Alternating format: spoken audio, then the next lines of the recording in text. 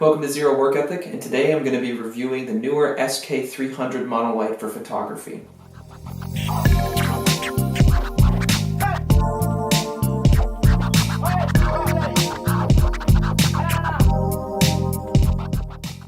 So here it is, the Neewer SK300 Monolight.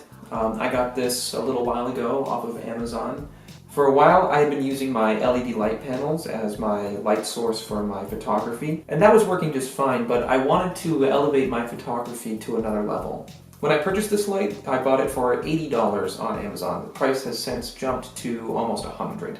So I was lucky enough to sneak in before the price increase. The Neewer SK300 is listed as a 300 watt daylight temperature monolight. Out of the box, you get the light itself, a studio reflector, and a modeling lamp, as well as a power cord.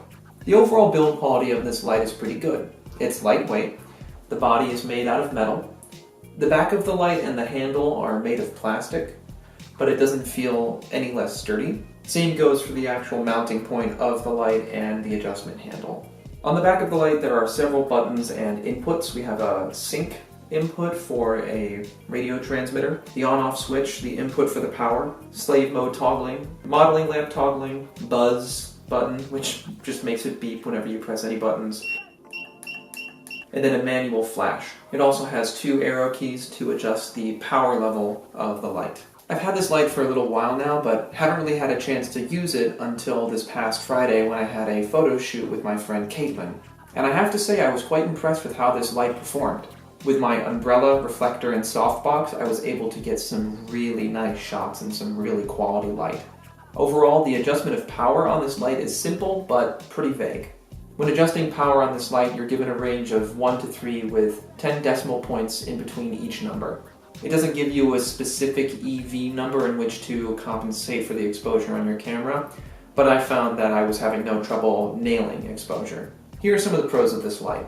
First of all, it's cheap. It has a Bowens mount, which is going to be a standard mount for most modifiers you're going to use on it, so you can use most softboxes, and it also has a slot for umbrellas. I found the quality of light to be pretty decent for an $80 light. I registered white balance on my camera, and I only noticed a slight green shift, but it wasn't anything that I couldn't correct in post. And finally, the overall build quality for this light, coming in at around $100, is pretty solid.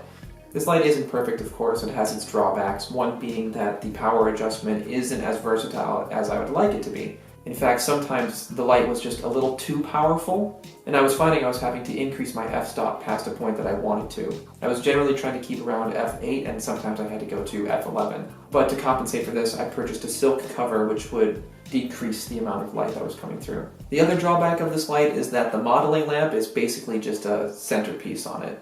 I found that it didn't have a strong enough output to even be worth using. So basically it's there for decoration. If you're thinking about purchasing your first monolight and have $100 to spend, I would recommend this one from Neewer. It has good light output, decent color, a standard mount, and is lightweight. If you have a little bit more money, I would look elsewhere for stronger colors and more control over power. That's going to be it for this video. I know it was a little short and not terribly in depth, but I'd rather make a video showing me using this light than just talking about it.